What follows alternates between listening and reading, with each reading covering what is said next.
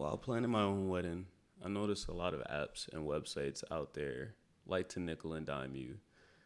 They're super expensive, the pricing is not transparent, their messaging capabilities could be a lot better. Guests aren't receiving the messages that you send to them. Overall, the value that they're charging doesn't match the service that they're providing. While planning my wedding, I threw together two websites, one for collecting a save the date, which you can see here, and then I threw together another website for collecting the actual RSVPs, which I created here. This one is a bit more in depth, just to give you an idea as to where I'm going with Fell for Love. Between sending out those two websites to my guests, I learned a lot of valuable lessons, and now that the wedding is over, I'm creating Fell for Love to help you manage your guests easily. I want to take you through how you can quickly set up your wedding invitation and quickly send out your invitations in about 5 minutes or less. Now, I just want to warn you, some things are still a bit rough around the edges, so you may see some issues, and I'm not going to hide anything. I want to be as transparent as possible through this process because I'm trying to build a community, and I need your help to get this website to where I know it can be. So if you have any feedback or you have any comments, please leave them down in the comments below this video, or you can visit the Fell for Love Facebook page. That will be linked in the comments and the description. So let's begin. Once you are on Fell for Love, you can click Create Your Wedding, and you can create your account. It's just an email and password for now. Sign in with Google and sign in with Facebook will be coming soon. I'm currently working on that. But once you're in your wedding, you can basically just come in here and fill this out. So I'm going to just quickly do that. After this is filled out, this is what it will look like.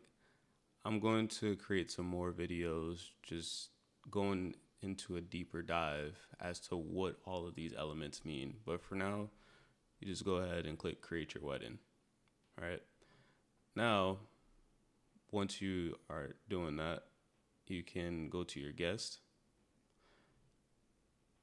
And this is where you add a household. A household is basically just a family. Now, you can go in there and you can add the family's name, and you can add the number of people. So I believe there's 5 in the Banks household. All right. So I know one person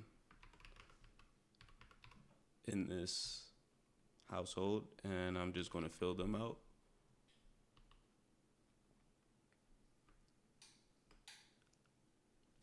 And I'm going to just hit Add Guest.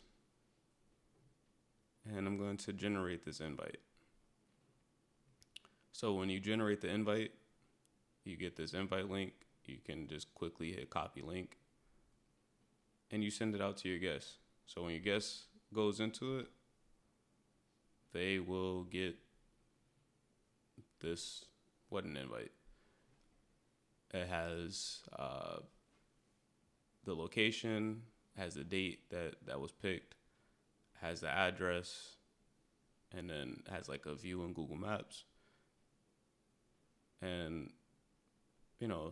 you can create a test invite for yourself and check it out before you send it to guests, just to be sure that it works as you expect. And then this is the part that I really like, because while planning my own wedding, we had a lot of people who were trying to invite their own guests or guests outside of the number of people that we allocated. Things that were just very annoying when they didn't understand that each guest that comes to the wedding costs you money. So you can add in their email, And we are just going to say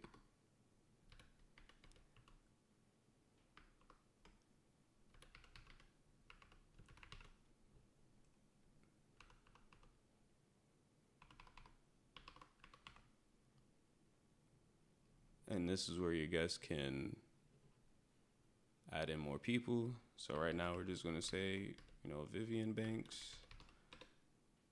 We're just going to leave that empty.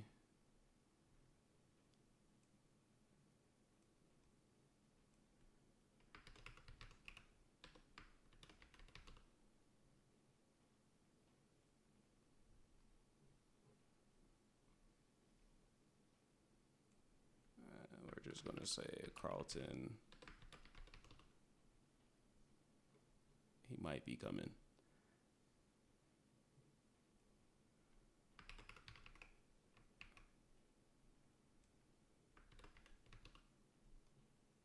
All right, so now go and you save that, and you have multiple people. All right, so in this case, it's like, who do you want us to contact? We have multiple people, so let's just say we click Carlton.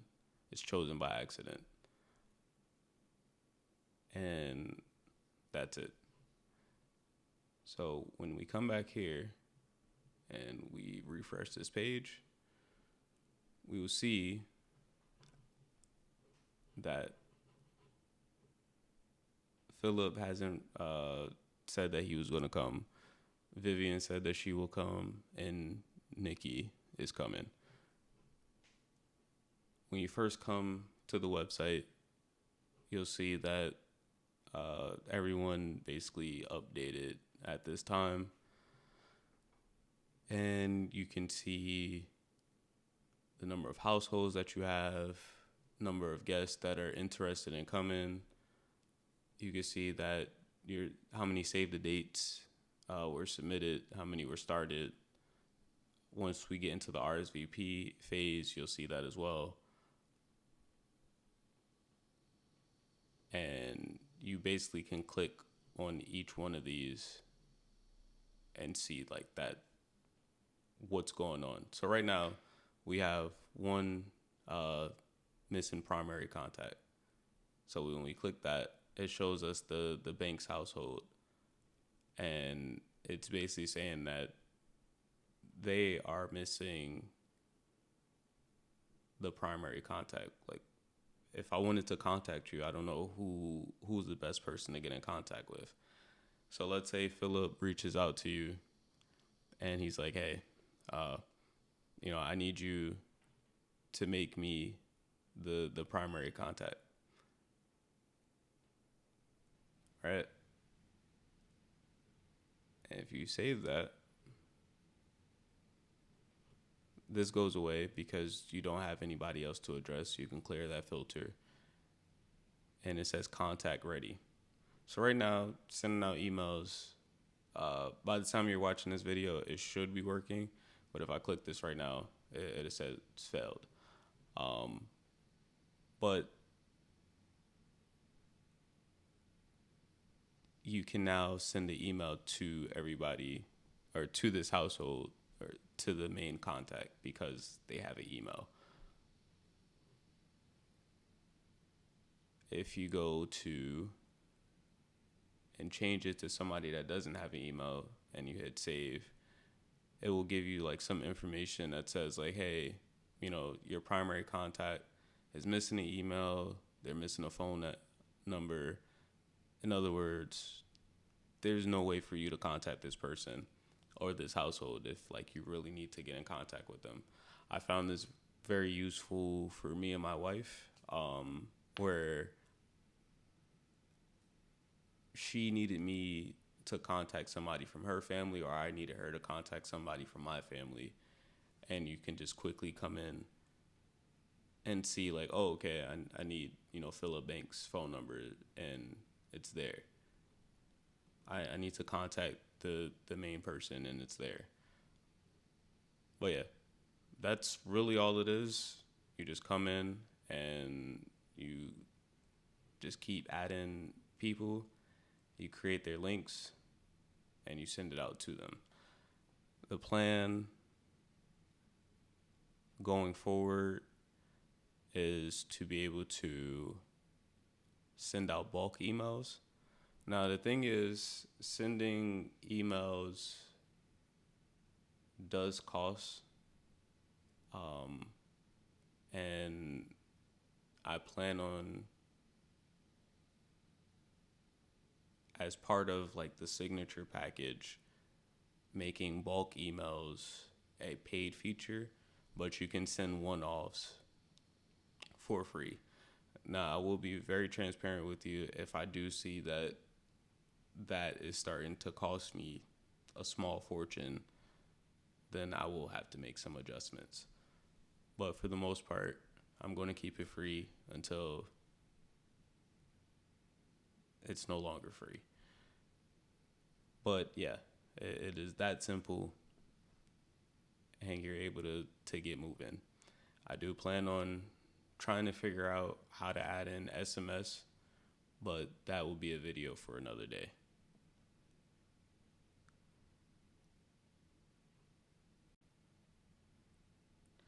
But yeah, that's pretty much it. It's very quick, forward, to the point. I will be creating a playlist because I want to make more videos, more in-depth videos about what each of the features that are available to you and how they work for your guests. Until then, thanks for watching.